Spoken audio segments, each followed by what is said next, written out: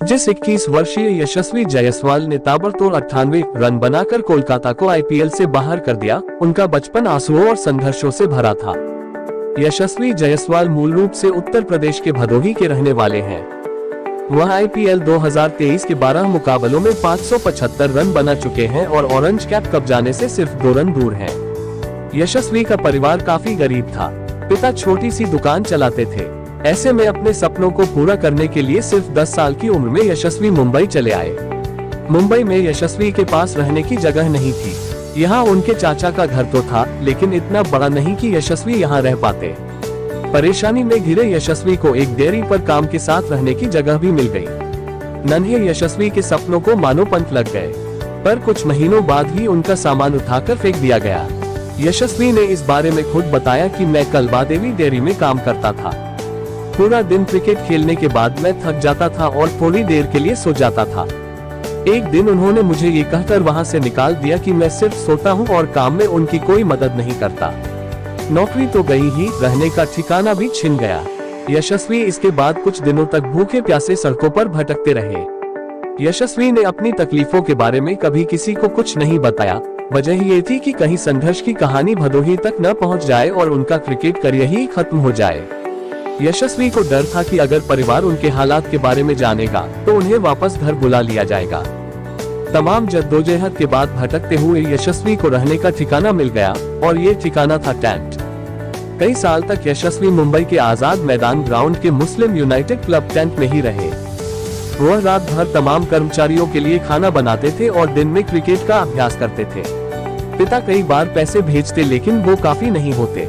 यशस्वी के संघर्ष का आलम यह था कि रामलीला के समय आजाद मैदान पर यशस्वी ने गोलगप्पे भी बेचे। कई रातें तो ऐसी भी गुजरी जब यशस्वी को भूखा ही सोना पड़ा। यशस्वी बताते हैं कि रामलीला के समय उनकी अच्छी कमाई हो जाती थी।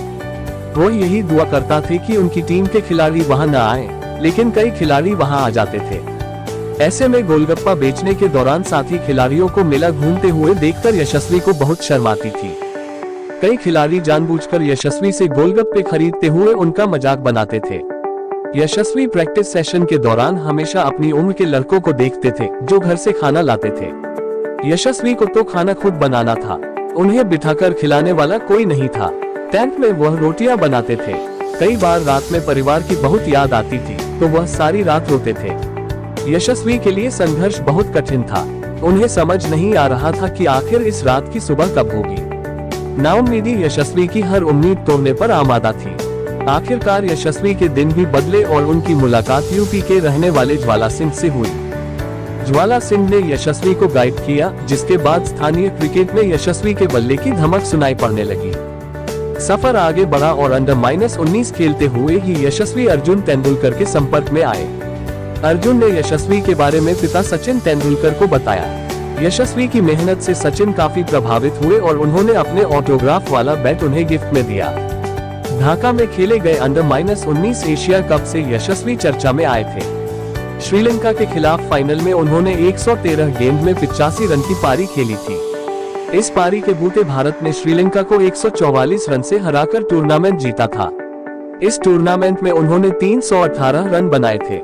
2020 में 18 साल की उम्र में राजस्थान रॉयल्स की तरफ से यशस्वी जायसवाल को आईपीएल में डेब्यू करने का मौका मिला और इसके बाद उन्होंने पीछे मुड़कर नहीं देखा। केकेआर के खिलाफ 11 मई 2023 को खेला जाने वाला मुकाबला राजस्थान के लिहाज से बहुत महत्वपूर्ण था। अगर उसे प्लेऑफ की दौड़ में कायम रहना था तो रन रेट में सुधार करते हुए जीत दर्ज करनी जरूरी थी। केकेआर ने 15 पर रनों का लक्ष्य सामने रखा। बदले में यशस्वी के 47 गेंद पर 13 चौकों और 5 छक्कों से सजी 98 रनों की पारी की बदौलत राजस्थान ने 41 गेंद बाकी रहते ही लक्ष्य हासिल कर लिया। संजू सैमसन ने यशस्वी के शतक पूरा करने की खातिर उन्हें स्ट्राइक सौंपी।